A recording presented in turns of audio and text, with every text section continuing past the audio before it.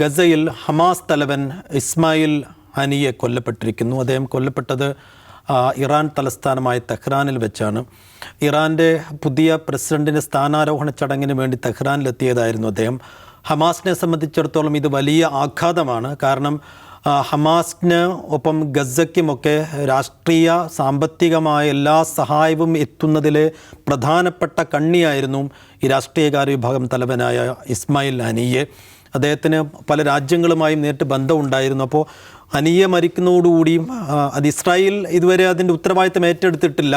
ഏറ്റെടുത്താൽ തന്നെയും ഇസ്രായേലിനെ സംബന്ധിച്ചിടത്തോളം ഒരു വലിയ ടാക്ടിക്കൽ സ്ട്രാറ്റജിക്കൽ മൂവാണെന്നുള്ള കാര്യത്തിൽ തർക്കമില്ല. അതിനപ്പുറത്തേക്ക് ഏറ്റവും പ്രധാനപ്പെട്ട കാര്യം കൊല്ലപ്പെട്ടിരിക്കുന്ന തെഹ്റാനിൽ വെച്ചാണ്, ഇറാൻ്റെ തലസ്ഥാനത്ത് വെച്ചാണ്. അപ്പോൾ ഇറാൻ്റെ തലസ്ഥാന നഗരിയിൽ വെച്ച് ഇസ്മായിൽ ഹനിയെ പോലൊരാൾ കൊല്ലപ്പെടുത്തിയിട്ടുണ്ടെങ്കിൽ അത് ഇറാനെ സംബന്ധിച്ചിടത്തോളം അങ്ങേയറ്റം വലിയ നാണക്കേടും വലിയ ആഘാതവും തിരിച്ചടിയും കൂടിയാണ്. അപ്പോൾ ഈ വിഷയത്തെ കൂടി എങ്ങനെ കാണണമെന്നുള്ളത് സംസാരിക്കുകയാണ് നമ്മൾ അവസാനമായി. നാസർക്ക, യുദ്ധം അതിൻ്റെ ഏതെങ്കിലും ഒരു ഡൈവേർഷനിലേക്ക് പോകാനുള്ളൊരു കാരണമാവും ഇത് എന്ന് തോന്നുന്നുണ്ടോ? അതിനപ്പുറത്തേക്ക് ഇറാൻ എങ്ങനെയായിരിക്കും ഇത് മാനേജ് ചെയ്യുക, ഒപ്പം ഹമാസും? ഇറാൻ എങ്ങനെ മാനേജ് ചെയ്യും, ഹമാസ് എങ്ങനെ മാനേജ് ചെയ്യും എന്നതിനേക്കാൾ അപ്പുറം എനിക്ക് തോന്നുന്നത്, ഇപ്പോൾ കഴിഞ്ഞ ഏതാണ്ട് 5 മാസമായിട്ട് തുടർച്ചയായിട്ട് ഈ സീസ് ഫയറിന് വേണ്ടിയിട്ട് അല്ലെങ്കിൽ വെടിനിർത്തലിന് വേണ്ടിയിട്ട് കഷ്ടപ്പെട്ടുകൊണ്ടിരിക്കുന്ന മറ്റ് 2 രാജ്യങ്ങളുണ്ടല്ലോ, ഖത്തറും ഈജിപ്തും. യു എസിന് അതിൽ കൂട്ടാൻ പറ്റില്ല. യു എസ് പറയുന്നുണ്ട്, യു എസിനെ അന്താരാഷ്ട്ര മാധ്യമങ്ങളൊക്കെ പറയുന്നുണ്ട് യു എസ് ഖത്തർ ഈജിപ്ത് എന്നാണ് പറയുക. യു എസ് എന്താണ് ചെയ്തുകൊണ്ടിരിക്കുന്നതിൽ വേറെ ഇരിക്കട്ടെ. ഇതിൽ ഈജിപ്തും ഖത്തറും, പ്രധാനമായിട്ടും ഖത്തർ തന്നെ, അവരാണല്ലോ ഇതിൻ്റെ ഒരു വെടിനിർത്തൽ ഉണ്ടായിരിക്കണം എന്ന് വേണ്ടിയിട്ട് ഇതിനു വേണ്ടിയിട്ടുള്ള മുഴുവൻ ചർച്ചകളും. ഖത്തറിൻ്റെ പ്രധാനമന്ത്രി ഇപ്പം ഏതാണ്ടൊരു 3-4 മണിക്കൂർ മുമ്പ്, 3-4 മണിക്കൂർ ആയിട്ടില്ല തോന്നുന്നു, മൂപ്പർ എക്സിൽ മൂപ്പർ ട്വീറ്റ് ചെയ്തൊരു സംഗതി എന്താണെന്ന് വെച്ചാൽ എങ്ങനെയാണ് ഇനിയൊരു ചർച്ച നടക്കുക? ഒരു വിഭാഗത്തിൻ്റെ നെഗോഷിയേറ്ററെ മറ്റൊരു വിഭാഗം കൊന്നതിന് ശേഷം നിങ്ങൾ ഈ നെഗോഷിയേഷൻ മുന്നോട്ട് കൊണ്ടുപോകണമെന്ന് പറഞ്ഞാൽ നടക്കുമോ എന്നൊരു ചോദ്യം മൂപ്പർ ചോദിച്ചിട്ടുണ്ട്. അതാണ് ഇതിലത്തെ ഏറ്റവും ഒരു പ്രധാനപ്പെട്ട സംഗതി എന്ന് എനിക്ക് തോന്നുന്നത്. ഇത്രയും കാലം നടന്നുകൊണ്ടിരിക്കുന്ന നെഗോഷിയേഷൻ ഇപ്പം അതിനി തുടരുമോ, അത് തുടരാൻ പറ്റുമോ എന്നുള്ളതാണ് ഏറ്റവും പ്രധാനപ്പെട്ട ചോദ്യം. അതിന് ശേഷമാണ് ബാക്കി ഇറാൻ എന്ത് ചെയ്യുന്നുള്ളത് തോന്നുന്നു. അതുപോലെ തന്നെ അതിനോട് കൂടി തന്നെ ഇപ്പം അൽ ജസീറയുടെ ഈ ഡിഫൻസ് അനലിസ്റ്റ് ജോർജ് പലോസ് എന്ന് പറയുന്നൊരു കക്ഷി, അദ്ദേഹം പറയുന്നത് ഈ ഇൻ്റലിജൻസിൽ അമേരിക്കയുടെ കൃത്യമായ ഇൻ്റലിജൻസ് വിവരങ്ങൾ ഇല്ലാതെ ഇങ്ങനത്തെ ഒരു സംഗതി ചെയ്യാൻ പറ്റില്ല. വളരെ കൃത്യമായിട്ട് അമേരിക്കയുടെ ഭാഗത്തു നിന്നുള്ള ഇൻ്റലിജൻസ് സഹായം ഇസ്രായേലിന് കിട്ടിക്കാണും. അദ്ദേഹം പറയുന്നത് വെച്ചാൽ ഇതിൽ ഉപയോഗിക്കുന്ന ടൂൾസ്, ആയുധങ്ങൾ ഏത് എന്നുള്ളത് എല്ലാ ആയുധവും ഒരുപോലെ തന്നെയാണ്. വളരെ കൃത്യമായി ഇൻ്റലിജൻസ് ഗൈഡൻസ് ഉണ്ടെങ്കിൽ മാത്രമേ ഇത് ചെയ്യാൻ പറ്റുള്ളൂ എന്ന്. അപ്പോൾ അങ്ങനത്തെ പ്രശ്നങ്ങൾ ഇതിൽ ഉൾക്കൊണ്ടിട്ടുണ്ടെന്നുള്ള ഒന്നാമത്തെ പ്രശ്നം. ഈ ചർച്ച എന്നുള്ള സാധനം വഴിമുട്ടാൻ പോകുന്നു. ഒന്നാമത്തെ അതാണ് ഇപ്പം നടന്നുകൊണ്ടിരിക്കുന്നത്. ഇപ്പം ഇപ്പോഴും പലർക്ക് വളരെ കുറച്ച് ചെറിയ ആൾക്കെങ്കിലും പ്രതീക്ഷയുള്ളത് ഇങ്ങനെ ഒരു ചർച്ച നടക്കുന്നുണ്ടോ, അടുത്ത മാസം അല്ലെങ്കിൽ അടുത്ത ആഴ്ചയിൽ നിൽക്കാൻ പോകുന്നൊരു വെടിനിർത്തൽ ഉണ്ടാവും എന്നുള്ള ആ സംഗതി ഏതാണ്ട് ഇനി ഉണ്ടാവില്ല എന്ന് തന്നെ പറയാവുന്നൊരവസ്ഥയിലേക്ക് ഇതെത്തുന്നു. അതിനുശേഷമാണ് ഹമാസും ഈ ഇറാനും എന്തു ചെയ്യുന്നു എന്നുള്ള പ്രശ്നം. ഇറാനെ സംബന്ധിച്ചിടത്തോളം ഈ പറഞ്ഞ പ്രശ്നം, ഇറാൻ്റെ തലസ്ഥാന നഗരിയിൽ വെച്ച് ഇറാൻ്റെ അതിഥിയായ ഒരു നയതന്ത്ര പ്രതിനിധിയെ കൊന്നാൽ അവർക്ക് സ്വാഭാവികമായിട്ടൊരു യുദ്ധനീതി എന്ന നിലയ്ക്ക് സ്വാഭാവികമായിട്ട് അവർ തിരിച്ചെന്തെങ്കിലും ചെയ്യാൻ അവർ ബാധ്യസ്ഥരാകും. ഇപ്പം തന്നെ ഇറാൻ്റെ സുപ്രീം ലീഡർ പറഞ്ഞിട്ടുണ്ട് വളരെ കൃത്യമായ ഇതിന് ഏറ്റവും ഇതായ തരത്തിൽ ഞങ്ങളിതിന് പ്രതികാരം ചെയ്യുന്നു. കാരണം ചെയ്യാതിരിക്കാൻ, മിനിമം ചെയ്യുമെന്ന് പറയാതിരിക്കാനെങ്കിലും അവർക്ക് പറ്റില്ല എന്നുള്ള പ്രശ്നമുണ്ട്. ഇപ്പോൾ ഈ 2-3 ദിവസങ്ങൾ ഉണ്ടാവില്ല. ഇപ്പം നാളെ ഇസ്മായിൽ ഹനിയയുടെ വിലാപയാത്ര തെഹ്റാനിൽ നടക്കുകയാണ്. അത് കഴിഞ്ഞിട്ട് മറ്റന്നാൾ മയ്യത്ത് ദോഹയിലേക്ക് കൊണ്ടുപോകും. അപ്പം ഇനി ഏതാണ്ട് 3-ാമത്തെ ദിവസമായിരിക്കും, സ്വാഭാവികമായിട്ടും 3-ാമത്തെ ദിവസത്തിലായിരിക്കും ഇനി ഖബറടക്കം നടക്കുക. ഖബറടക്കം നടക്കുന്നവരെ ഒന്നും ഉണ്ടാവില്ല. ഖബറടക്കത്തിന് ശേഷം എന്ത് സംഭവിക്കുമെന്നൊരു പക്ഷേ നമുക്കങ്ങനെ ഇനിയുള്ള കാലത്ത് ഇതുവരെയുള്ള സംഭവങ്ങളുടെ ഒരു ഗതി വെച്ച് നോക്കിയിട്ട് പോലും പ്രവചിക്കാൻ പറ്റില്ല. കാരണം ഇതിൻ്റെ തൊട്ട് മുമ്പാണ് ഇറാൻ ഇസ്രായേൽ ഈ ഹിസ്ബുള്ളയുടെ തലസ്ഥാനം എന്ന് തന്നെ പറയാവുന്ന ലെബനനിൽ ആക്രമണം നടത്തിയത്, ലെബനൻ്റെ ബെയ്റൂത്തിൽ ആക്രമണം നടത്തിയത്. ബെയ്റൂത്തിൽ തന്നെ നേരിട്ട് ആക്രമണം നടത്തിയത്.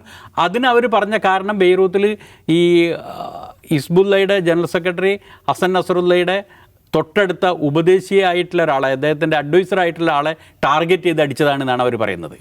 അത് മിനിയാന്നാണ്. അതിൻ്റെ തൊട്ട് പിറ്റേ ദിവസമാണ് ഈ സംഭവം നടന്നത്. ഇത് രണ്ടും ചെയ്തിരിക്കെ ഇതേപോലെ തന്നെ ഹിസ്ബുള്ളയും ഇറാനും ഇനി അവർക്ക് പിന്നെ മിണ്ടാതിരിക്കാൻ അല്ലെങ്കിൽ ഒന്നും ചെയ്യാതിരിക്കാൻ അവർക്ക് പറ്റില്ല. അപ്പോൾ അവരെന്തെങ്കിലും ചെയ്യേണ്ടി വരും. അവരെന്തെങ്കിലും ചെയ്യുക എന്ന് പറഞ്ഞാൽ, അവരെന്തെങ്കിലും ചെയ്യാൻ വേണ്ടി പുറപ്പെട്ടാൽ ഇനി അവരുടെ സഖ്യകക്ഷികൾ എന്ന് പിന്നെ ലോകം മുഴുവൻ പറയുകയും അവർ വിശ്വസിക്കുകയും ചെയ്യുന്ന പിന്നെ റഷ്യ, സിറിയ തുടങ്ങിയ രാജ്യങ്ങളും ഈ പറയുന്നത് പോലെ എന്തെങ്കിലും ചെയ്യുക എന്നുള്ള സംഭവം ഉണ്ടാവില്ല. അതേപോലെ തന്നെ നമ്മളുടെ ഈ ഇറാൻ ആവർത്തിച്ച് പറയുന്ന ഈ പിന്നെ പ്രതിരോധത്തിൻ്റെ അച്ചുതണ്ട് എന്ന് പറയുന്ന പ്രതിരോധ മുന്നണി എന്ന് പറയുന്ന ഇറാഖിലും സിറിയയിലും ഈ പറയുന്ന യമനിലുമൊക്കെയുള്ള ഈ പിന്നെ ഇറാൻ്റെ ചുറ്റുമായിട്ട് നിൽക്കുന്ന ഈ പ്രതിരോധ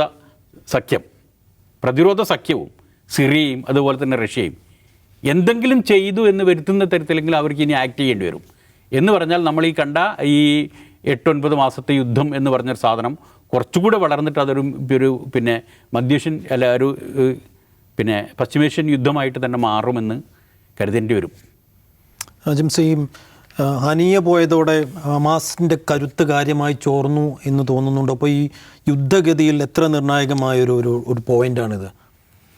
ഹനിയ പോയതോടെ ഹമാസിൻ്റെ കരുത്ത് ചോരില്ല. അതിൻ്റെ കാരണം വെച്ചാൽ ഹമാസിൻ്റെ ഫൗണ്ടർ, അതായത് ഷെയ്ഖ് അഹമ്മദ് യാസീൻ 2004 കൊല്ലപ്പെടുകയാണ് ചെയ്യുന്നത്. അദ്ദേഹം ഒരു വീൽ ചെയറിൽ പോകുമ്പോൾ അദ്ദേഹത്തിന് നേരെ മിസൈൽ അയച്ച്, ഒരാളെ കൊല്ലാൻ വേണ്ടി ഒരു മിസൈൽ അയച്ച് കൊല്ലുകയാണ് ചെയ്തത്. അതിനു മുമ്പ് യഹിയ യാഷ്, ഈ അവരുടെ ഇസുദ്ദീൻ അൽ ഖസാമിൻ്റെ കമാൻഡറായിരുന്നു. അദ്ദേഹം 94 മറ്റാണ് കൊല്ലപ്പെടുന്നത്. ഈ അഹമ്മദ് യാസീൻ മരിച്ചതിൻ്റെ പിറ്റേ മാസം അദ്ദേഹത്തിൽ നിന്ന് ചുമതല ഏറ്റെടുത്ത അബ്ദുൽ അസീസ് റന്തീസി കൊല്ലപ്പെടുന്നു. പിറ്റേ മാസം തന്നെ ഏപ്രിലിൽ. ഇദ്ദേഹം മാർച്ചിൽ കൊല്ലപ്പെടുന്നു, അദ്ദേഹം ഏപ്രിലിൽ കൊല്ലപ്പെടുന്നു. അപ്പോൾ ഹമാസിനെ സംബന്ധിച്ചപ്പോൾ ഹമാസിൻ്റെ തന്നെ ഒരു പ്രധാനപ്പെട്ട ലീഡർ കഴിഞ്ഞ ദിവസം ലെബനാനിൽ കൊന്നായിരുന്നല്ലോ മാസം മുമ്പ്. അപ്പോൾ അപ്പോൾ ഹമാസിനെ സംബന്ധിച്ച് അവർ ലീഡേഴ്സിനെ കൊല്ലുക എന്നുള്ളത് ഇസ്രായേലിൻ്റെ പ്രഖ്യാപിത ലക്ഷ്യമാണ്. അവർ ഈ ഒക്ടോബർ 7 ആക്രമണത്തിന് ശേഷം തന്നെ പറഞ്ഞിട്ടുണ്ട്, എവിടെ വെച്ച് കണ്ടാലും കൊല്ലും എന്നവർ പരസ്യമായിട്ട് പ്രഖ്യാപിച്ചു. ലോകത്തിൽ എവിടെ വെച്ചും കൊല്ലും. അപ്പോൾ ഇസ്മായിൽ ഹനിയ ഇതുവരെ കൊല്ലപ്പെടാതെ, അദ്ദേഹം 4 അസാസിനേഷൻ അതിജീവിച്ച ഒരു മനുഷ്യനാണ്. 4 തവണ അദ്ദേഹത്തെ കൊല്ലാൻ ശ്രമിച്ചിട്ടുണ്ട്, അദ്ദേഹം രക്ഷപ്പെട്ടു. അദ്ദേഹത്തിൻ്റെ കുടുംബത്തിൽ 60 പേർ ഈ ഒക്ടോബർ 7 ശേഷം കൊല്ലപ്പെട്ടിട്ടുണ്ട്. അദ്ദേഹത്തിൻ്റെ 3 മക്കൾ 4 പേരക്കുട്ടികൾ ഉൾപ്പെടെ 60 പേർ അദ്ദേഹത്തിൻ്റെ കുടുംബത്തിലെ ആളുകളെ കൊന്നിട്ടുണ്ട്. അത് ടാർഗറ്റ് ചെയ്ത് കൊല്ലുന്നതാണ്. വെറുതെ എവിടെയും കൊണ്ട് ബോംബിടുമ്പോൾ അദ്ദേഹത്തിൻ്റെ മക്കളും പേരക്കുട്ടികളും കൊല്ലുന്നതല്ല, അവരെ കൊല്ലാൻ വേണ്ടി ടാർഗറ്റ് ചെയ്ത് തന്നെ ഇസ്രായേൽ കൊല്ലുന്നതാണ്. ഇപ്പോൾ ഖാലിദ് മിഷേൽ, ഇതിന് മുമ്പ് അദ്ദേഹത്തിന് ഈ ഹമാസിൻ്റെ രാഷ്ട്രീയകാര്യ വിഭാഗം മേധാവിയായിരുന്ന ആളാണ് ഖാലിദ് മിഷേൽ. അദ്ദേഹത്തെ കൊല്ലാൻ ശ്രമിച്ചിട്ടില്ലേ, ജോർദാനിൽ കൊല്ലാൻ ശ്രമിച്ചിട്ടുണ്ട്, വിഷം കുത്തിവെച്ച് കൊല്ലാൻ ശ്രമിച്ചിട്ടുണ്ട്. അപ്പോൾ ഹമാസ് ലീഡേഴ്സിനെ കൊല്ലുക എന്നുള്ള ഇസ്രായേലിൻ്റെ പ്രഖ്യാപിത ലക്ഷ്യമാണ്. അത് അവർ എവിടെ കിട്ടിയാലും ചെയ്യും. ഇസ്രായേലിനെ സംബന്ധിച്ച് അവർ ഫ്രസ്ട്രേറ്റഡ് ആയിട്ടിരിക്കുന്നത് യഹിയ സിൻവറിനെ കൊല്ലാൻ പറ്റാത്തതുകൊണ്ടാണ്. യഹിയ സിൻവറിനെ കൊല്ലാൻ പറ്റിയിട്ടില്ല എന്നുള്ളതാണ്. അവർ അദ്ദേഹത്തെയാണ് പ്രധാനമായും ടാർഗറ്റ് ചെയ്യുന്നത്. അപ്പം ഹമാസ് അതുകൊണ്ട് കരുത്ത് ചോരുമെന്ന് ചിലപ്പോൾ ഇസ്മായിൽ ഹനിയയ്ക്ക് ഒരു അടുത്ത ആൾ അതിൻ്റെ മേധാവിയാവും. അത്രയേ ഉള്ളൂ. അവർക്ക് നേതാക്കൾക്കൊരു കുറവില്ല. അവരുടെ എല്ലാ പ്രവർത്തകരും തന്നെ നേതാക്കളാവാൻ തയ്യാറായിട്ടുള്ള അത്ര പരിശീലനം ലഭിച്ച ആളാണ്. പരിശീലനം ലഭിക്കുക എന്ന് പറഞ്ഞാൽ ഈ അബ്ദുൽ അസീസ് ഈ ഇസ്മായിൽ ഹനിയ ജനിച്ചതൊരു അഭയാർത്ഥി ക്യാമ്പിലാണ്, പഠിച്ചത് ഗസയിൽ തന്നെയാണ്, അവിടെ തന്നെ വളർന്ന ആളാണ്. ഒരു അഭയാർത്ഥി കുടുംബത്തിൽ ജനിച്ചു, ഒരു അഭയാർത്ഥി ക്യാമ്പിൽ ജനിച്ച് വളർന്നു വന്ന ആളാണ്. അപ്പോൾ അതുപോലെ പരിശീലനം ലഭിച്ചവരാണ് അവിടെ ഗസയിലുള്ള ബഹുഭൂരിഭാഗം ആളുകളും. ഗസയിൽ ഇപ്പോൾ താമസിക്കുന്നതിൽ 80% മനുഷ്യരും അഭയാർത്ഥികളാണ്. അവരെല്ലാം അഭയാർത്ഥി ക്യാമ്പിൽ ജനിച്ചവരോ അല്ലെങ്കിൽ അഭയാർത്ഥികളായി വന്നവരിപ്പോൾ ഒരു 100 വയസ്സിന് മേളുള്ളവരൊക്കെ ഉണ്ടാവുള്ളൂ. ബാക്കി എല്ലാവരും അവിടെ അഭയാർത്ഥി ക്യാമ്പിൽ ജനിച്ചു വളർന്ന മനുഷ്യന്മാരാണ്.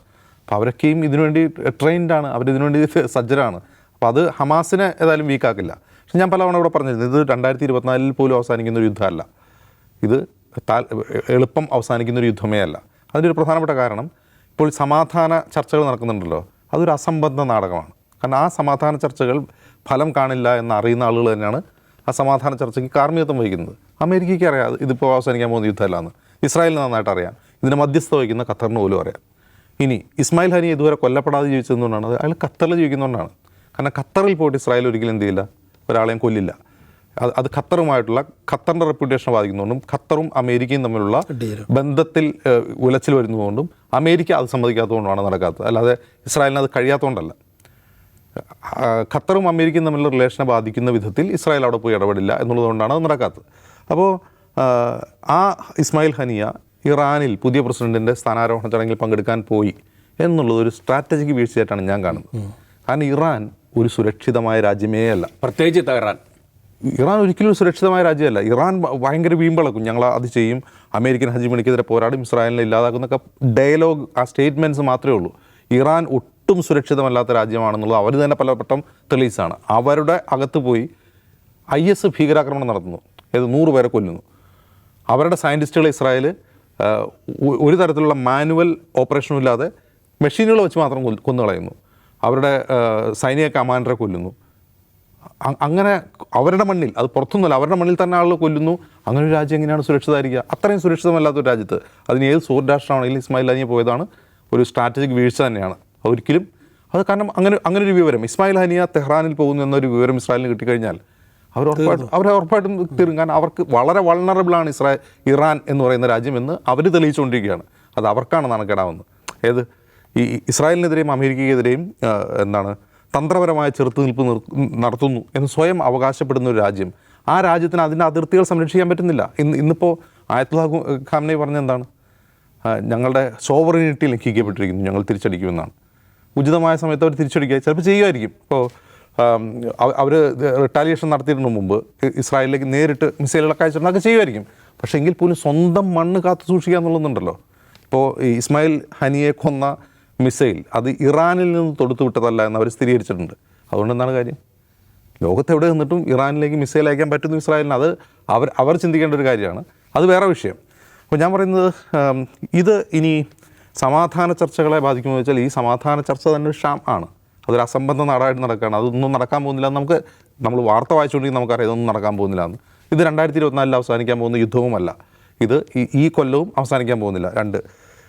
ഇനി ഇസ്രായേലിൽ തന്നെ ഇപ്പോൾ ഉള്ള ഏറ്റവും വലിയ പ്രശ്നം ഇത് ബന്ദിമോചനത്തെ ബാധിക്കുമോ എന്നുള്ള അർത്ഥത്തിൽ ബന്ദികളുടെ കുടുംബാംഗങ്ങൾ നെതന്യാഹുവിനെതിരെ സമരം ചെയ്യുന്നുണ്ട്. ആ സമരം ഇപ്പോൾ കഴിഞ്ഞ 8-9 മാസമായിട്ട് നടന്നുകൊണ്ടിരിക്കുന്ന സമരമാണ്, ഓൺഗോയിങ് സമരമാണ്. അപ്പോൾ അവരുടെ ഒരു ആശങ്ക അതാണ്, എന്ത് ബന്ദിമോചനത്തെയും സമാധാന നീക്കത്തെയും ബാധിക്കുമോ എന്നുള്ളതാണ് വിഷയം. ഇനി മൂന്നാമത്തെ കാര്യം, ഇതിന് ഹമാസ് തിരിച്ചടിക്കുമോ എന്നുള്ളൊരു ചോദ്യമുണ്ട്. ഹമാസിൻ്റെ തിരിച്ചടി എന്ന് പറഞ്ഞാൽ ഹമാസ് എങ്ങനെയാണ് തിരിച്ചടിക്കുക? ഹമാസിന് ഒരു ഓപ്പറേഷൻ നടത്തണമെങ്കിൽ മാസങ്ങളോ വർഷങ്ങളോ ഉള്ള പ്ലാനിങ് അവർക്ക് ആവശ്യമാണ്. നമ്മൾ October 7 അറ്റാക്ക് ചെയ്യാൻ തിരിഞ്ഞാണ്. ഇപ്പോൾ ഇന്നോ നാളെ പോയിട്ട് ഇസ്രായേലിലേക്ക് 4 റോക്കറ്റ് തൊടുത്തുവിട്ടുകൊണ്ട് ഇസ്മായിൽ ഹാനിയുടെ രക്തസാക്ഷ്യത്തിന് പകരം വിട്ടാന്ന് എല്ലാവരും ചിന്തിക്കുക. അവർ കുറേ കൂടി പ്ലാൻഡായിട്ട് സ്ട്രാറ്റജിക് ആയിട്ടാണ് അവർ നീങ്ങുന്നത്. ഇപ്പോൾ ഉണ്ടാകുന്ന ഒരു തിരിച്ചടിയുടെ വൈകാരിക പ്രതികരണമായിട്ട് നാളെ പോയിട്ട് അവിടെ 4 ബോംബിട്ടേക്കാം. ഇപ്പോൾ October 7 അറ്റാക്ക് പോലും അതിൻ്റെ കാരണമായി അവർ പറയുന്നത് ഞങ്ങളുടെ നേതാക്കളെ കൊന്നുവന്നോ, അല്ലെങ്കിൽ ഇതിനു മുമ്പുള്ള 2 ഓപ്പറേഷനിൽ ഇസ്രായേൽ വ്യോമാക്രമണത്തിൽ ഞങ്ങളുടെ ആളുകളെ കൊന്നുവന്നോ അല്ല പറയുന്നത്. അവർ 3 കാരണം പറയുന്നുള്ളൂ. 1, മസ്ജിദുൽ അക്സയിൽ വിശ്വാസികളെ പ്രവേശിപ്പിക്കുന്നില്ല. 2, ഗസയിൽ 2007 മുതൽ തുടരുന്ന ഉപരോധം. 3, അന്യായമായ അറസ്റ്റും കൊലയും. അവർ കൃത്യമായ കാരണമാണ് പറയുന്നത്. അല്ലാതെ ഇപ്പോൾ രന്തീസിയെ കൊന്നതിന് പകരമായിട്ട് ഞങ്ങളോട് അറ്റാക്ക് ചെയ്യുന്നു, അല്ലെങ്കിൽ അഹമ്മദ് യാസിനെ കൊന്നതിന് പകരമായിട്ട് ഞങ്ങൾ അറ്റാക്ക് ചെയ്യുന്നു അല്ല അവർ പറയുന്നത്. അവർ രാഷ്ട്രീയ പൊളിറ്റിക്കലായ കാര്യങ്ങളാണ് അവർ ഉയർത്തിയാണ് ചെയ്തത്. അതുകൊണ്ട് നാളെ ഹമാസ് ഇതിന് തിരിച്ചടിക്കില്ല, ഇറാനും തിരിച്ചടിക്കാൻ പോകുന്നില്ല. കാരണം അങ്ങനെ ഇറാന് തിരിച്ചടിക്കാൻ പറ്റിയൊരു സിറ്റുവേഷനല്ല. കാരണം അങ്ങനെ ഇറാന് തിരിച്ചടിക്കണമെങ്കിൽ ഇസ്രായേൽ ഇത് ഓൺ ചെയ്യണം. ഞങ്ങളാണ് ഇത് ചെയ്യുന്നത്. അവരത് ഓൺ ചെയ്യാനും പോകുന്നില്ല. ഹമാസിൻ്റെ ലീഡേഴ്സിനെ കൊല്ലുക എന്നുള്ള ഒരു പ്രഖ്യാപിത ലക്ഷ്യമാണെങ്കിൽ അങ്ങനെ ഞങ്ങൾ കൊല്ലാൻ ശ്രമിച്ചു എന്ന് അവർ പരസ്യമായിട്ട് പറയില്ല. ഇതിലേറ്റവും വലിയ പ്രശ്നം എന്താണെന്ന് വെച്ചാൽ ഒരു തരം അരാജകത്വത്തിലേക്ക് നമ്മുടെ ഒരു ഗ്ലോബൽ ഓർഡർ മാറിക്കൊണ്ടിരിക്കുകയാണ്. ഇവിടുത്തെ ഒരു പ്രശ്നം, ഈ പറയുന്ന ബെഞ്ചമിൻ നെതന്യാഹു ഒരു യുദ്ധ കുറ്റവാളിയാണിപ്പോൾ. ICCയുടെ വാറണ്ട് നിലനിൽക്കുന്ന ഒരു യുദ്ധ കുറ്റവാളിയാണ്. അങ്ങനെ യുദ്ധ കുറ്റവാളിയായ ഒരാൾ ഒരു യുദ്ധത്തിൽ സമാധാന ചർച്ചയിൽ മറുകക്ഷിയിലെ ഒരാളെ കൊല്ലുവാണ്. ഒന്ന് ആലോചിച്ച് നോക്കുക. നമ്മൾ നാടൻ ഭാഷയെ പറഞ്ഞൊരു ചന്തയിൽ 2 ഗുണ്ടകൾ. ഈ 2 ഗുണ്ടകൾ എന്നും അടിയാണ്. ഈ 2 ഗുണ്ടകളുടെ അടി തീർക്കാൻ വേണ്ടി അവിടുത്തെ പഞ്ചായത്ത് പ്രസിഡന്റ് ഇടപെടുകയാണ്. പഞ്ചായത്ത് പ്രസിഡന്റ് ഇടപെട്ടുകൊണ്ട് ഇന്ന് ചർച്ച നടന്നുകൊണ്ടിരിക്കുന്നിടയ്ക്ക് ആ പഞ്ചായത്ത് പ്രസിഡന്റ് മുമ്പിൽ വെച്ച് മറ്റേ ആൾ ഒരു ഗുണ്ട കൊല്ലുവാണെങ്കിൽ എന്താണെന്ന് പറയാം?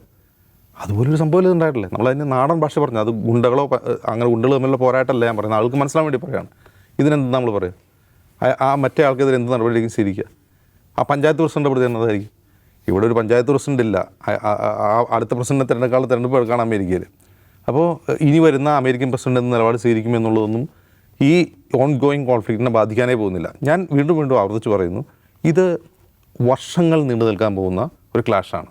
ഇത് ഇസ്രായേൽ ഫലസ്തീൻ കോൺഫ്ലിക്റ്റിലെ ഒരു അന്തിമ ഘട്ടമാണ്.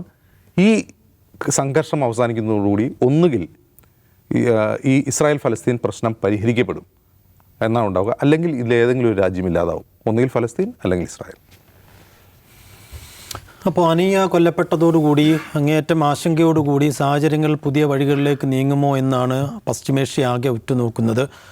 എന്താകും ഇതിൻ്റെ പരിണിതി എന്ന് കണ്ടു നിന്ന് കാണുക തന്നെ വേണം. ഔട്ട് ഓഫ് ഫോക്കസ് അവസാനിക്കുന്നു. നാളെ വീണ്ടും ഇരിക്കാം. നമസ്കാരം.